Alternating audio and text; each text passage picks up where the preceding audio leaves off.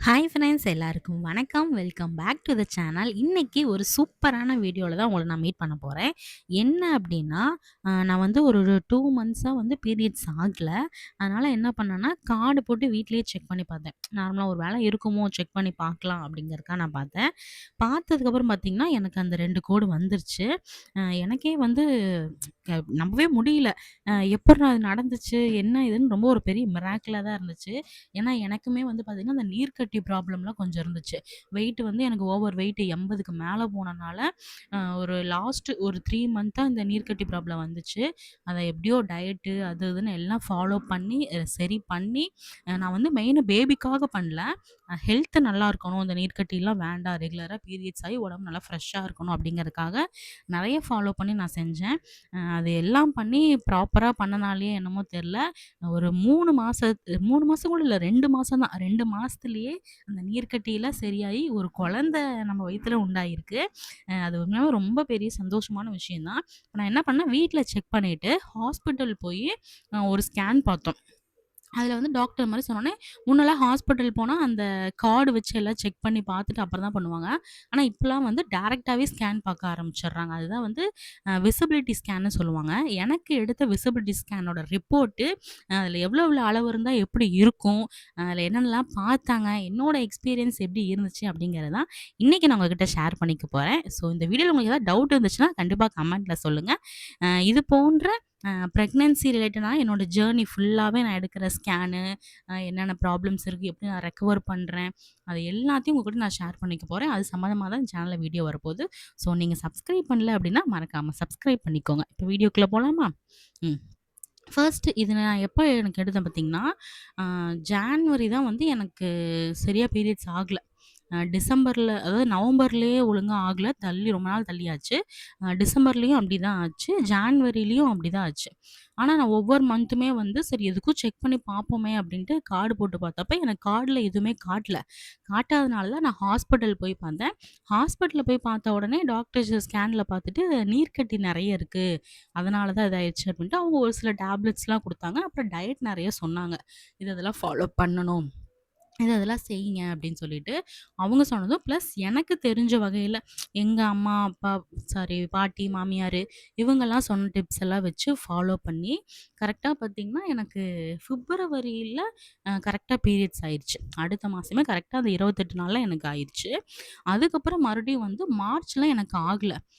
மார்ச்ல ஆகலைங்கிறதே நான் மறந்தே போயிட்டேன். மார்ச் முடிஞ்சு அடுத்து ஏப்ரலுமே டேட்டு கிட்ட வந்ததுக்கப்புறம் தான், நம்ம ரொம்ப நாளா பீரியட்ஸ் ஆகாம இருக்கோமே! நம்ம எதுவும் செக் பண்ணவே இல்ல அப்படின்னு சொல்லிட்டு யோசிச்சதுக்கப்புறம் தான், சரி இவ்ளோ மாசம் ஆயிடுச்சுல எதுக்கும் செக் பண்ணி பார்க்கலாம் அப்படின்ட்டு, வீட்ல அன்எக்ஸ்பெக்டடா ஒரு கார்டு போட்டு செக் பண்ணி பார்த்தேன்.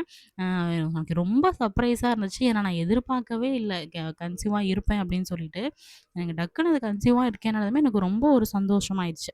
அப்போ கார்டு போட்டு கன்ஃபார்ம் பண்ணிட்டேன். பண்ண உடனே வந்து சரி ஹாஸ்பிட்டல்ல போய் பார்க்கலாம். ஏன்னா நம்ம என்னதான் கார்ட்ல செக் பண்ணாலும் பேபி கரெக்ட்டா இருக்கா இல்லையான்னு சொல்லி கன்ஃபார்ம் பண்ணிக்கணும் இல்லையா? அதுக்காக ஹாஸ்பிட்டல்ல போய் பார்த்துக்கலான்ட்டு ஹாஸ்பிட்டல்ல போன உடனே, நான் ஹாஸ்பிட்டல் ஃபர்ஸ்ட்டு நான் டெலிவரி அப்ப பண்ணப்பலாம், அங்கேயே ஒரு டைம் கார்டு போட்டு செக் பண்ணி கன்ஃபார்ம்லாம் பண்ணாங்க. பண்ணதுக்கப்புறம் தான் அடுத்த டெஸ்ட்லாம் எடுத்தாங்க. ஆனா இப்ப வந்து கார்டு போட்டுலாம் எதுவுமே செக் பண்ணல. ஒரு வேளை எனக்கு 2 மந்த்ஸ் ஆனனாலயா என்னன்னு தெரியல. ஆ உடனே டைரக்ட்டா வந்து ஸ்கேன் பார்த்துக்கலாம். விசிபிலிட்டி ஸ்கேன் பார்த்துக்கலாம் அப்டின்னாங்க. நானும் ஓகே அப்டின்ட்டு அதுக்கான ஃபார்ம் இது எல்லாமே சைன் வாங்கிட்டு, ஓகேன்னு அப்ப ஸ்கேன் பார்க்க படுக்க சொன்னாங்க. ஸ்கேன் பார்த்துட்டு, பார்த்த உடனே கரெக்ட்டா அந்த கரு இருக்குமா? அதாவது கரு தான் இருக்கா? இல்ல வேற ஏதாவது இஷ்யூவான்னு சொல்லி ஃபர்ஸ்ட்டு செக் பண்ணுவாங்க. அந்த ஸ்கேன்ல பார்த்த உடனே டாக்டர் சொல்லிட்டாங்க, "கரு தான் இருக்கு. பிரெக்னன்ட்டா இருக்கீங்க" அப்டின்னு சொல்லிட்டாங்க. எனக்கு அவங்க சொன்னதுமே ரொம்ப சந்தோஷமாயிருச்சு. சொன்னதுக்கப்புறமே வந்து துடிப்பு பார்த்துக்கலாம். ஏன்னா, இப்போ உங்களுக்கு வந்து 8 வீக்ஸ் மேல ஆயிருச்சு. அதனால ஹார்ட் பீட் வந்திருக்கும். கையோட ஹார்ட் பீட் எல்லாமே பார்த்துக்கலாம் அப்டின்ட்டு ஹார்ட் பீட்டும் பார்த்தாங்க. அதுக்கான ரிப்போர்ட் உங்களுக்கு நான் காட்டுறேன். ஃபர்ஸ்ட்டு பாருங்களேன். இந்த கெஸ்டேஷனல் சாக்குன்னு இருக்கா? இது வந்து அந்த கர்ப்பப்பைக்குள்ள தான் குழந்தை இருக்கு அப்டிங்கிறத கன்ஃபார்ம் பண்றதுக்கான ரிப்போர்ட் தான் ஃபர்ஸ்ட்டு எழுதியிருப்பாங்க. அடுத்து அந்த ஃபெடல் போல் இருக்கு, கரு இருக்கு அப்டிங்கிறது. அடுத்து அந்த எஃப்ஹெச்னா வந்து அந்த ஃபெடலோட ஹார்ட் ரேட். அந்த கரு இருக்கு இல்லையா? கருவோட ஹார்ட் ரேட் எவ்வளோ அளவுல துடிக்குது அப்படிங்கிறது. எனக்கு வந்து பார்த்தீங்கன்னா, 177 இருந்துச்சு. 177ங்கிறது ஆரம்ப ஸ்டேஜ்ல இருக்கிறது ஒரு நார்மல் தான். ரொம்ப ஹையா இருக்கு அப்படிங்கிறதெல்லாம் இல்ல. ஆரம்பத்தில இருக்கிறது இது நல்ல ரேட் தான் அப்படின்னு சொல்லி குடுத்துருக்காங்க. அடுத்து எஃப்எம்ங்கிறது அந்த ஃபெடலோட மூவ்மெண்ட். கரு நல்லா அசையுதா, நல்லா உயிரோட தான் இருக்கா அப்படிங்கிறத செக் பண்ணுவாங்க. அதையும் செக் பண்ணி தான் குட்ன்னு சொல்லி குடுத்துருக்காங்க. அதுல இந்த சிஆர்எல்ன்னு இருக்கு பாருங்களேன். சிஆர்எல் வந்து 2.02 சென்டிமீட்டர் அப்படின்னு இருக்கு. அதாவது இது சிஆர்எல் அப்படின்னா என்னன்னா, குழந்தை அந்த கரு இருக்கு இல்லையா? கரு வந்து எந்த அளவுக்கு வளர்ந்திருக்கு, அதோட சைஸ் எவ்வளோ அப்படிங்கிறத மென்ஷன் பண்றதாம். எனக்கு வந்து பார்த்தீங்கன்னா, 2.02 சென்டிமீட்டர் அளவுக்கு, அதாவது அந்த கருவோட தலையிலருந்து கீழ லாஸ்ட் எண்டிங் வரைக்கும் எவ்வளோ வளர்ந்திருக்கு அப்படிங்கிற அளவு தான் வந்து இங்க போட்டிருக்காங்க. 8 வாரம் 1 நாளுக்கான கரு இதுல இருக்கு. அடுத்து நான் லாஸ்ட் எல்எம்பி டேட்டும் போட்டுட்டு, எப்ப எனக்கு டெலிவரி எதிர்பார்க்கலாம் அப்படிங்கிற டேட்டையும் எனக்கு போட்டு குடுத்துட்டாங்க. அடுத்து இந்த செக்ஸிக் லென்த்துன்னு இருக்கும். 3.9ன்னு சொல்லிட்டு. இது வந்து பார்த்தீங்கன்னா, நம்ம இந்த கர்ப்பப்பையோட வாய் இருக்கும் இல்லையா? அதோட நீளம். அதாவது செர்விக்ஸ் லென்த் அதில மிஸ்டேக்கா போட்டிருப்பாங்க செரிக்ஸ் லென்த்துன்னு. கர்ப்பப்பையோட வாய் நீளம் வந்து எவ்வளோ இருக்குன்னு சொல்லி போட்டிருக்காங்க. எனக்கு வந்து பார்த்தீங்கன்னா, 3.9 சென்டிமீட்டர் இருக்கும். பொதுவா இந்த 8 வீக்ஸ் வந்துருச்சு அப்படின்னாலே, 3 சென்டிமீட்டருக்கு மேல இருக்கிறது தான் நல்லது. கம்மியா இருந்துச்சு அப்டின்னா, ஏதோ வளர்ச்சி கம்மியா இருக்கு, இல்ல கர்ப்பப்பை இதா இல்ல, கொஞ்சம் சேஃபா இருக்கணும் அப்டிம்பாங்க. நமக்கு வந்து 3 இருக்கணும். 3க்கு மேலேயே இருக்கு. 3.9 சென்டிமீட்டர் இருக்கு. ஸோ இதுவுமே வந்து நல்ல பெஸ்ட்டான இந்த குழந்தை வளர்றதுக்கும், யூட்ரஸ் வந்து அந்த குழந்தைய தாங்கி பிடிச்சுட்டு இருக்கணும் இல்லையா? 9 மாசத்துக்கு. அதுக்கான அளவும் சரியா இந்த வாரத்தில இருக்கு அப்டின்னு சொல்லி குடுத்துருக்காங்க. அ மொத்தமா ஓவராலாவே வந்து இந்த ஸ்கேன்ல பார்த்துட்டு நல்லாருக்கு அப்டின்னு சொல்லி குடுத்துருக்காங்க. லாஸ்ட்ல இந்த இம்ப்ரஷன்ங்கிறத எழுதியிருக்காங்க. எத்தன நாளுக்கான கரு இதுல இருக்கு அப்படிங்கிறத எழுதியிருக்காங்க. அடுத்தது பார்த்தீங்கன்னா, எனக்கு அந்த என்னதான் நம்ம ரிப்போர்ட் குடுத்தாலுமே, ஒரு அம்மாவா ஆயிட்டோம்னா, அந்த படத்துல அந்த குழந்தையோட உருவம், எதையாவது ஒண்ணு குட்டியா ஒண்ணு தெரிஞ்சா கூட, அது நமக்கு பார்க்க பார்க்க ரொம்ப சந்தோஷமா இருக்கும் இல்லையா? அப்படி எனக்கு குடுத்த ஒரு இமேஜ் தான் வந்து இது. இந்த இமேஜ் வந்து பார்த்தீங்கன்னா, அந்த கருவோட ஃபுல் சைஸ் கர்ப்பப்பைக்குள்ள இருக்கிற அந்த இது குடுத்துருப்பாங்க. இந்த இமேஜ் வந்து அதோட ஹார்ட் ரேட் எனக்கு கண்டுபிடிச்சது. துடிப்பு வந்து எவ்வளோ இருக்கு அப்படிங்கிறத வந்தது தான்.